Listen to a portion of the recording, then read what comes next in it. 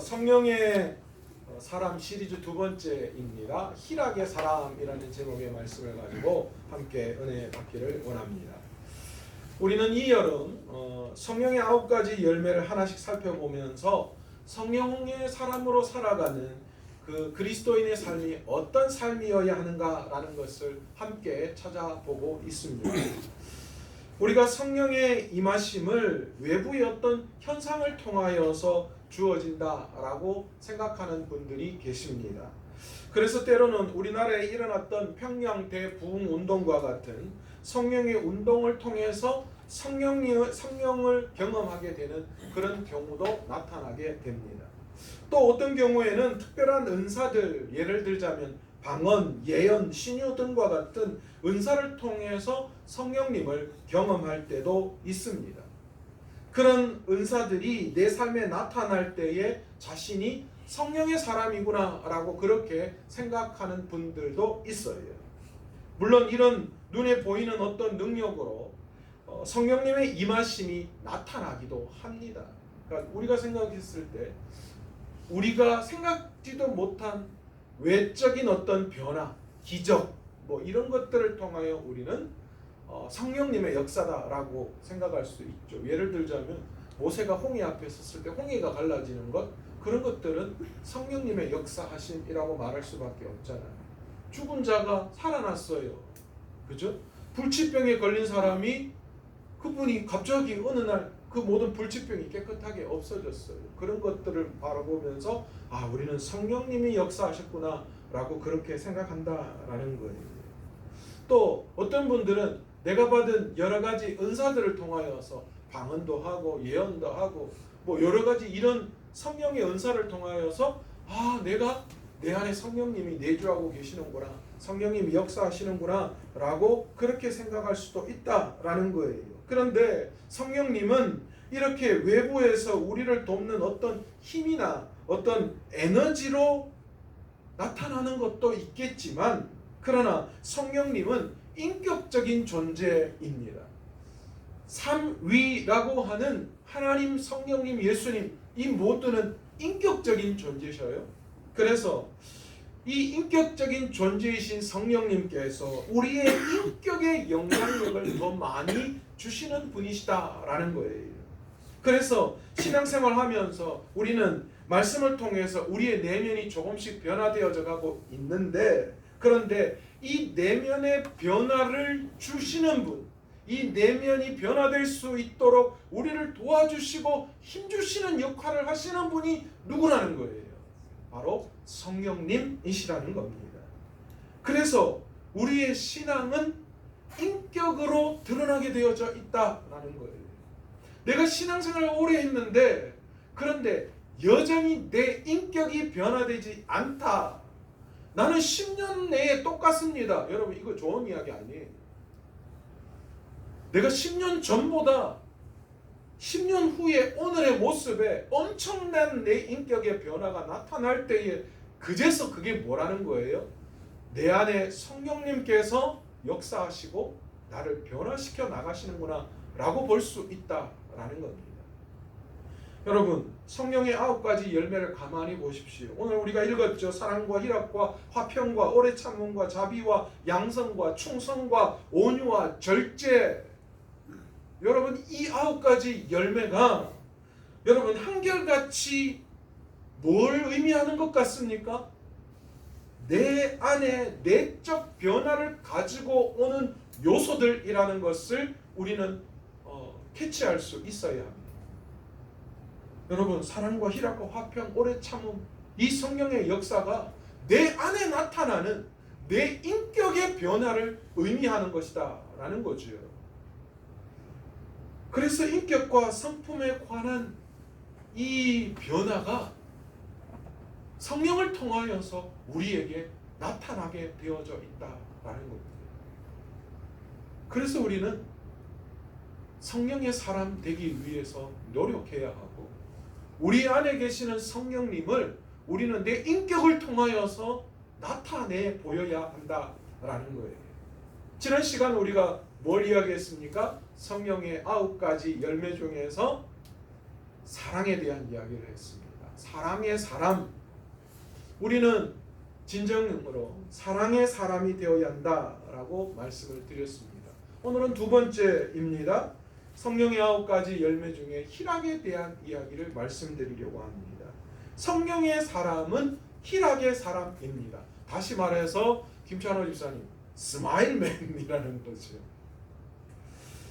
동서고금을 막론하고 혼인잔치는 풍성하고 흥겨움이 있는 행사입니다.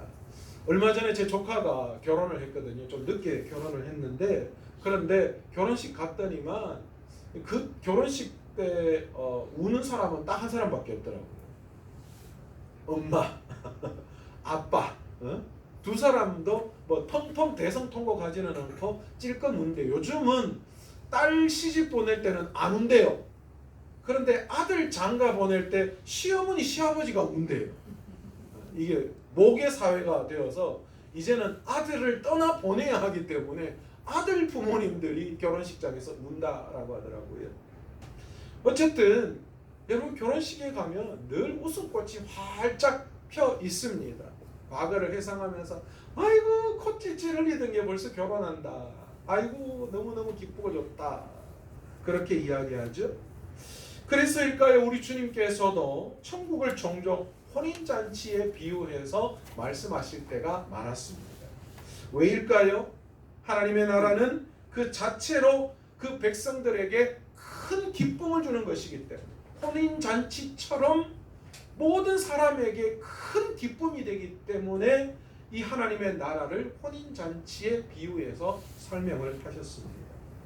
로마서 14장 17절에는 이런 기록이 있습니다. 하나님의 나라는 먹는 것과 마시는 것이 아니요 오직 성령 안에 있는 의와 평강과 희락이라. 사도 바울의 이야기죠. 바울은 우리가 경험하게 될 하나님 나라의 속성을 언급하면서 그 중에 하나가 뭐라고 이야기하느냐, 오늘 마지막 평강과 희락이라 그렇게 말씀하고 있습니다. 그렇습니다. 우리가 장차 들어가게 될 하나님의 나라는 슬픔도 없고 눈물도 없고 아픔도 없는 곳. 어디서 많이 들어봤죠? 장례식장에서 목사님들이 주로 하는 말씀이 그거죠. 이제 고인은 눈물도 없고 슬픔도 없고 아픔도 없는 저 천국으로 가시게 되었습니다. 뭐 그렇게 말씀을 많이 하시잖아요. 하나님의 나라는 바로 그런 곳입니다. 그래서 하나님의 나라에는 뭐가 없어요? 기쁨만 존재하고 슬픔이나 아픔이나 어려움이나 고난이나 이런 것들은 전혀 존재하지 않습니다. 그런데 중요한 것은 성경에는 이 땅을 살아가면서도 항상 기뻐해야 할 것을 말씀하고 계시다라는 거예요. 그러니까 죽어서 가는 천국이 아니라 우리가 이 땅을 살아가면서도 항상 기뻐하라, 그렇게 말씀해요. 데살로니가전서 5장 16절에 항상 기뻐하라. 빌립보서 4장 4절에 주 안에서 항상 기뻐하라. 내가 다시 말하노니 기뻐하라. 무슨 이야기예요? 기뻐해야 한다. 서찬우, 기뻐해야 한다. 내가 다시 말하는데 기뻐해야 한다. 이렇게 얘기해요. 약간 제가 봤을 때는 약간 반 좀 이렇게 명령하듯이 정신, 기뻐, 딱 이렇게 언지를 주시는 것처럼 그렇게 말씀을 하고 계시다라는 거예요. 바울이 지금 말하고 있는 것은 우리가 두 발을 붙이고 살아가는 이 땅에서 그렇게 기뻐하며 살아가라라고 하는 것입니다. 물론 이 땅을 살면서도 기뻐할 수 있습니다. 뭐 이 땅을 살아가면서 기뻐할 거 많잖아요. 뭐가 있을까요? 뭐 대표적으로 뭐니 해도 뭐요? 머니가 생기면, 예를 들자면 생각지도 않았던 돈이 생기면 아이 기쁘죠. 저도 간혹 철진한 양복을 꺼내 입다가 주머니를 뒤지다가 갑자기 어떤 뭐 주머니 안에 잊어버리고 넣어놓았던 뭐 만 원짜리 하나를 발견하면 그게 얼마나 기분 좋은지요. 돌아서서 나오면 우리 딸이 그래, 아빠 무슨 좋은 일 있어요? 이러더니 없다. 왜냐면 잘못 이야기하면 또 뺏기기 때문에.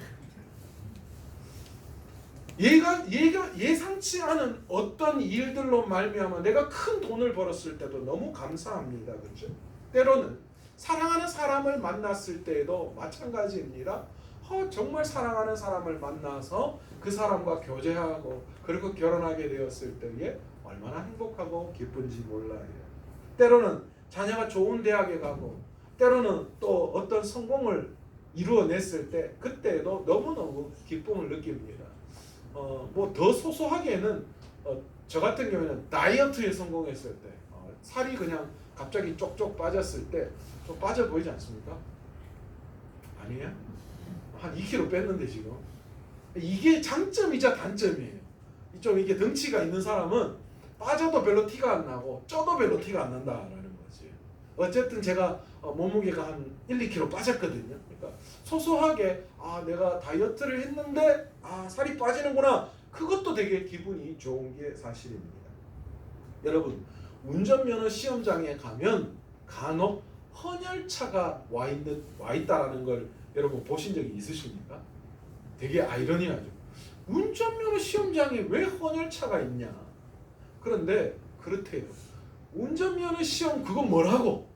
그거 합격하고 나오면 너무너무 기분 좋아서 지나가는 헌혈차가 있으면 거기에서 피를 뽑는데요.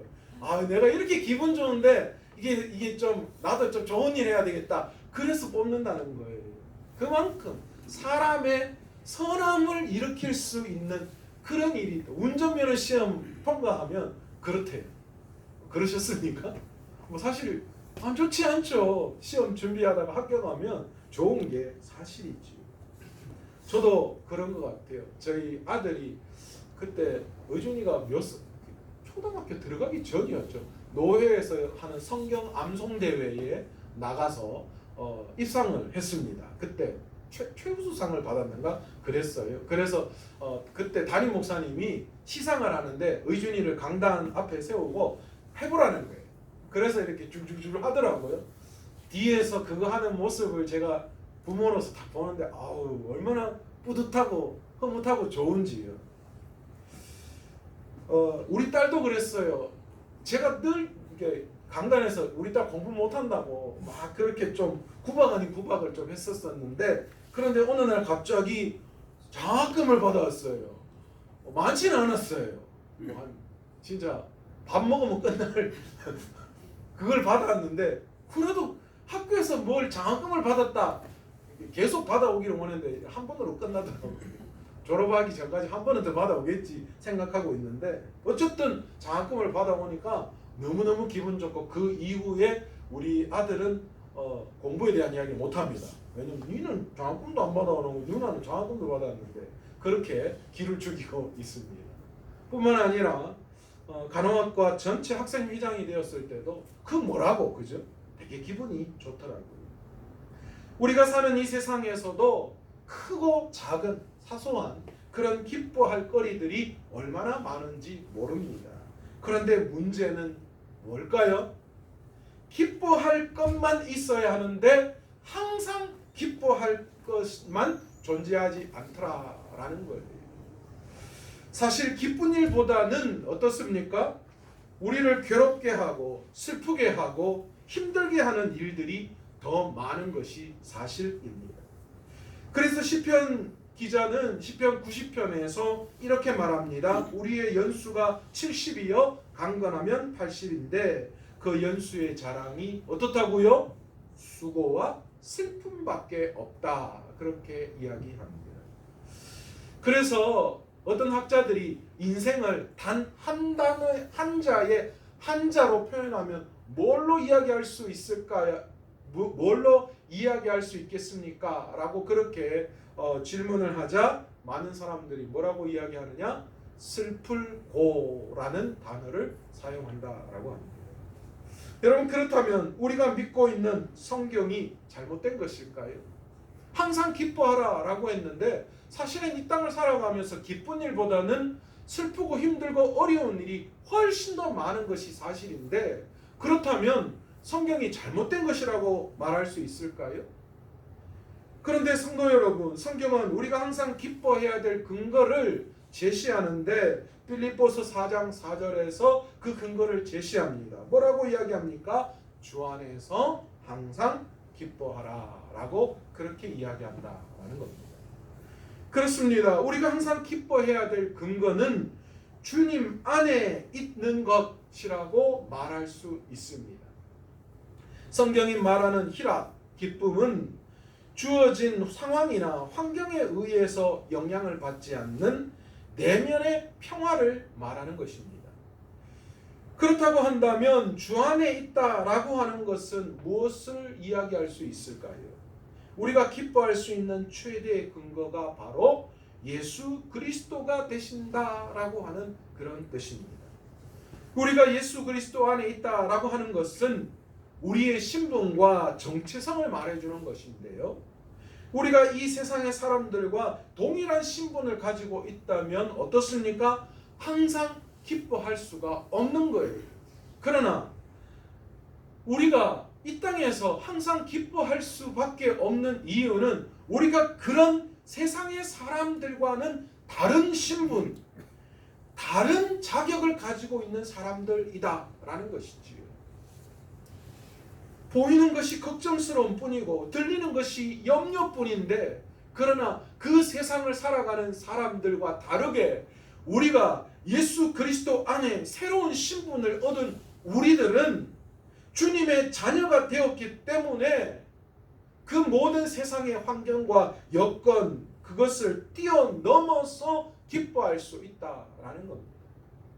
여러분, 사도 바울이 그 이야기하는 거예요. 너희가 항상 기뻐하라, 주 안에서 기뻐하라, 그렇게 말하는 건 너희가 세상 사람들 같지 않기 때문에 이제는 세상 사람들이 이야기하는 환경과 여건에 지배받는 그런 기쁨, 그런 행복이 아니라 뭐요? 하나님의 자녀로서의 기쁨이 회복되어져야 한다라는 것을 말씀하고 있지요. 이 대표적인 인물이 구약의 누굽니까? 하박국 선지자 아닙니까? 우리 너무 잘 알고 있잖아요. 비록 무화과 나무가 무성하지 못하고 포도나무에 열매가 없고 감람나무에 소출이 없고 다 없고 다시 말해서 세상적으로 자랑하고 기뻐할 것이 하나도 없어도 뭐라고 하박국 선지자가 이야기합니까? 나는 여호와로 말미암아 즐거워하며 나의 구원의 하나님으로 말미암아 기뻐하리로다. 하박국 선지자가 그의 인생에서 이 땅에서 행복을, 기쁨을 누리게 된 이유가 뭡니까? 하나님 때문에 여호와로 말미암아 즐거워하는데, 왜요? 나의 구원의 하나님, 나를 구원시켜 주신, 나의 죄의 문제를 해결시켜 주신 분이 하나님이시기 때문에 나는 기뻐할 수밖에 없다, 그렇게 말하고 있는 것이지. 하나님은 이 땅에서 우리가 가장 염려해야 할 문제를 해결해 주시는 분이신 줄 믿습니다. 그 첫 번째가 뭡니까? 가장 해결해야 할 문제, 죄의 문제, 구원의 문제입니다. 우리 하나님께서는 이 문제를 해결해 주셨어요. 그러니까 얼마나 기쁩니까? 뿐만 아닙니다. 하나님께서는 이 땅을 살아가면서도 우리에게 일용할 양식을, 우리가 이 땅을 살아가면서 필요한 것들을 채워주시는 분이신 줄 믿습니다. 제가 누누이 이야기하잖아요. 우리는 돈을 어떻게 해요? 가지고 쓰기를 원하는데 하나님께서는 어떻게 해요? 필요할 때마다 채우시는 분이시다. 여러분, 우리는 이거를 고백할 수밖에 없어요. 그래서 늘 없다 하면서 다 살았잖아요. 필요하면 하나님이 주셨잖아요. 우리 하나님이 안 주실 때는 그게 필요 없기 때문에, 내 인생에 도움이 안 되기 때문에, 더 나아가서 내 인생을 망가뜨리기 때문에 주시지 않는 거지. 단지 차이가 있다면 내 손에 모든 걸 들고 내 마음대로 할 수 없었다라는 것 뿐이지, 사실 이 땅을 살아가는 우리들에게 필요한 모든 것들을 하나님께서 채워주셨어요. 여러분, 주 안에서 항상 기뻐하려고 하라라고 하신 말씀을 우리는 이 주님의 말씀을 통하여서 항상 이해하고 기억해야 합니다. 여러분, 절대로 속지 말아야 합니다.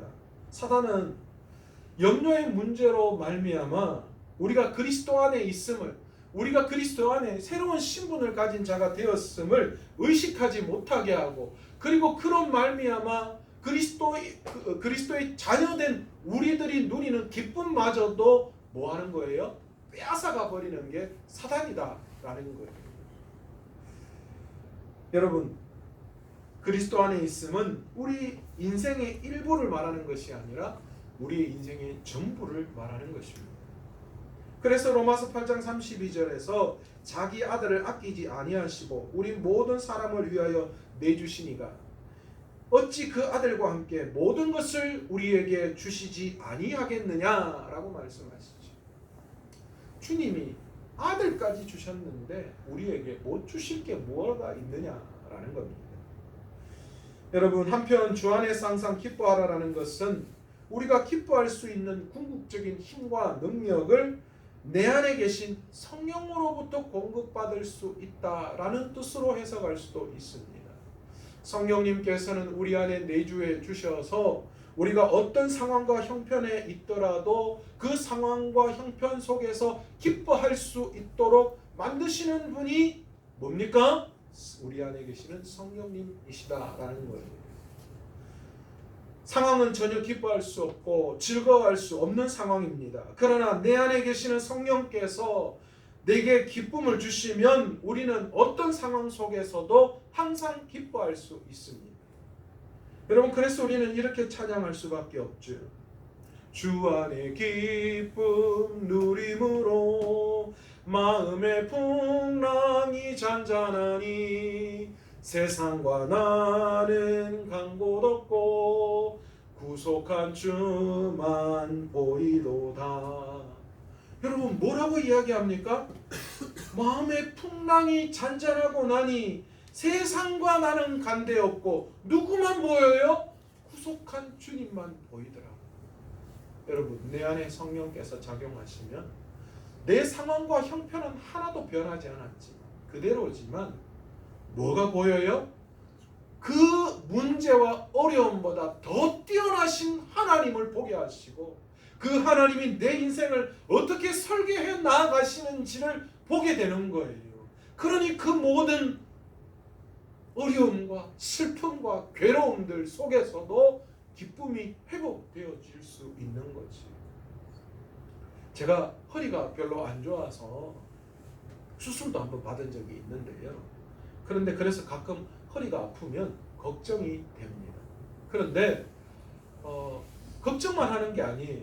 왜냐하면 수술해서 회복된 경험이 있거든요. 그러니까 좀 아프면 좀 누워있고 약 먹고 파스 붙이고 좀 몸 풀면 나으니까 괜찮아질 거야 라고 하는 생각 때문에 그게 문제가 되지 않는 거예요. 그런데 만약 그런 경험이 하나도 없다면 허리가 당장 아프면 어떤 걱정이 올까요? 이러다가 끝장나는구나, 이러다가 걷지도 못하는구나, 이러다가 발의 감각이 완전히 사라지겠구나 라는 그런 걱정으로 인생을 망치게 될 수밖에 없다라는 거지.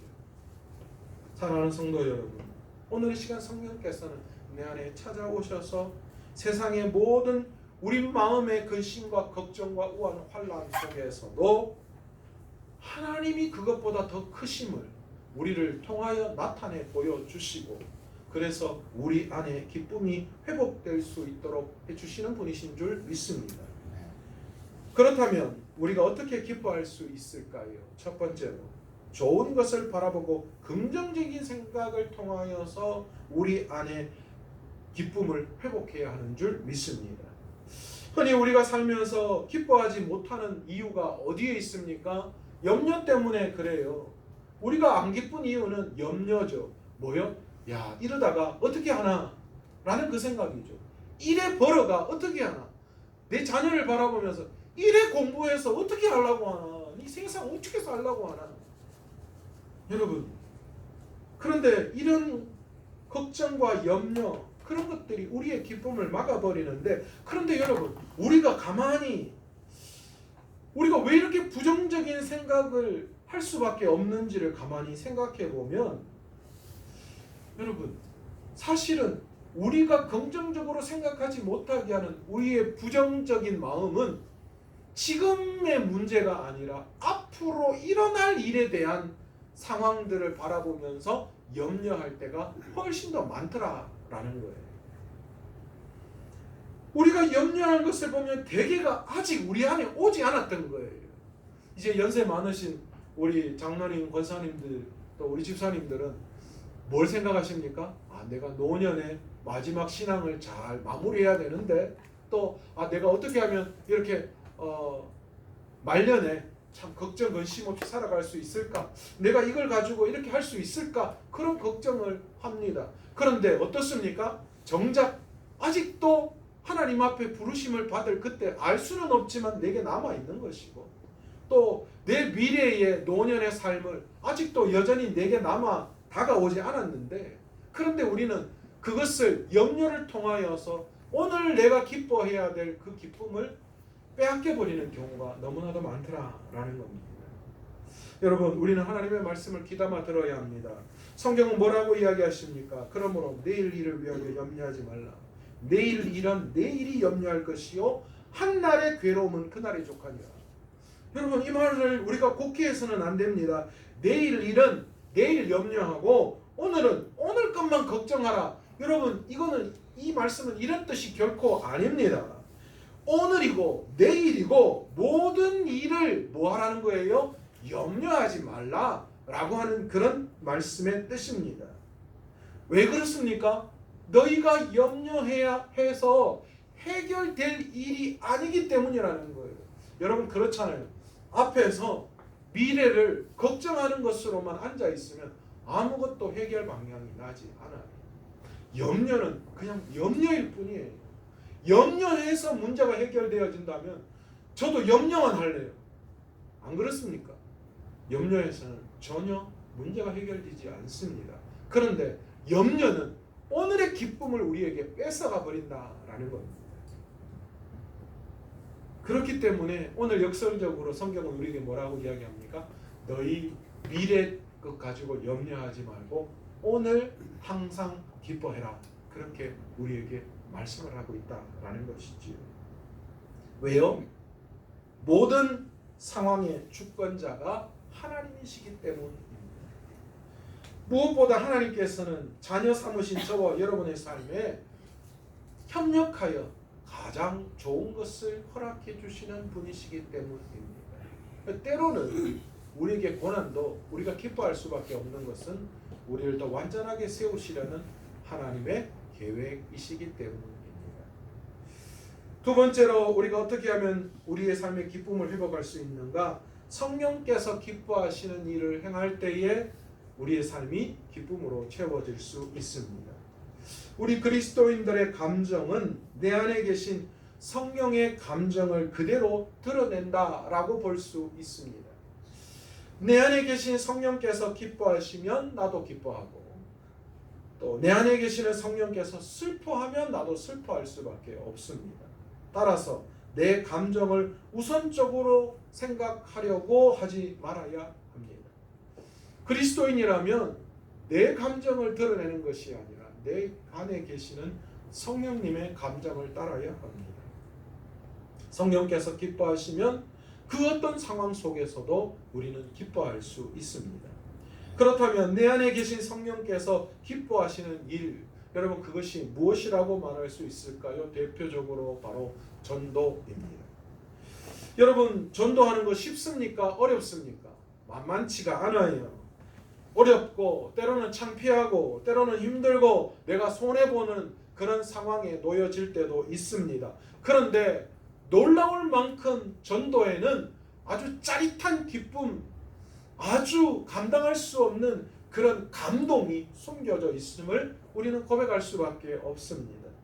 전도를 지를 들고 복음을 전하기 위해서 나아가서 누군가를 만나고, 또 그 사람이 복음에 반응하고, 더 나아가서 그 사람이 교회로 초청되어 와서 함께 신앙생활하고 그 사람이 베드로처럼 믿음의 일꾼이 되어지는 그런 것을 볼 때에 그 순간순간마다 그 전도자는, 그 세 가족을 전도한 전도자는 그 기쁨을 이루 말로 표현할 수 없다라는 것이지.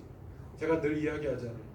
우리 최두자 권사님이 최순애 집사님을 바라볼 때 그 감동, 아유 잘한다 그런 감동, 그 감동이 숨겨져 있다라는 거예요. 여러분 우리가 그런 성령님이 기뻐하시는 일, 그런 일들을 통하여 우리가 우리 안에 숨겨놓았던 감추어놓았던 기쁨들이 회복되게 된다라는 겁니다. 내가 내 하나 먹고 살기도 힘든데 누군가를 도와준다라는 것, 여러분 그 참 힘든 일이기도 합니다. 그러나 그 구제와 헌신과 봉사, 섬김이 여러분 우리가 식어져 있었던, 깨닫지 못했던 우리 안에 성령께서 기뻐하시는 그 기쁨의 모습이 우리 안으로, 우리 밖으로 드러나게 되어져 있다라는 것입니다. 하나님 기뻐하시는 헌신, 하나님 기뻐하시는 구제, 하나님 기뻐하시는 섬김과 봉사, 여러분 이것들이 내 삶의 기쁨으로 작용하는 거예요. 내가 어떤 일을 할 때 끝나고 난 다음에 짜증이 나고 힘들고 어려움이 생각된다. 여러분 이것은 내가 성령께서 기뻐하시는 일을 행하는 자가 아니라 여전히 육신에 속해 있는 내 감정이 앞서고 있다라고 밖에 말할 수 없는 거예요. 여러분 우리는 하나님 기뻐하시는 일을 찾아서 행할 때에 하나님께서는 내 안에 그 성령을 통하여서, 성령님이 기뻐하심을 통하여서 내 삶을 기쁨으로 채워나가시는 분이신 줄 믿습니다. 사랑하는 성도 여러분, 오늘 우리는 성령의 두 번째 열매인 희락에 대해서 함께 말씀을 묵상해 보았습니다. 우리는 상황에 따라 수시로 바뀌는 세상에서 말하는 행복이라고 하는 파랑새를 쫓아서 어리석게 인생을 낭비하는 우리 성도들 되시지 않기를 간절히 축원합니다. 여러분 세상에 주어지는 환경과 여건과 상황에 맞는 그런 기쁨을 찾아서 떠돌아다니신다면 여러분 인생을 평생을 바쳐도 여러분 진정한 기쁨은 누리지 못하실 거예요. 아니 어쩌면 그것이 기쁨이라고 여겨서 기쁘다 했는데 인생의 마지막 하나님 앞에 서야 할 그때 여러분이 생각했던 그 모든 기쁨이 완전히 무너지고 사라질 수밖에 없을 겁니다. 그러면 그 이후부터 진짜 누려야 할 기쁨을 빼앗겨 버리는 것이죠. 오히려 성령의 충만한 지배를 받는 희락과 기쁨의 사람 되시기를 간절히 축원합니다. 내 상황에서 지금 내가 기뻐해야 될 것이 무엇인지를 찾아서 염려를 벗고 기뻐하고 성령께서 기뻐하시는 일이 무엇인지를 찾아서 성령으로 말미암아 성령님의 기쁨이 내 안에 충만하게 드러나는 귀한 희락의 사람 되시기를 간절히 축원합니다. 기도하겠습니다. 아버지 하나님, 오늘 말씀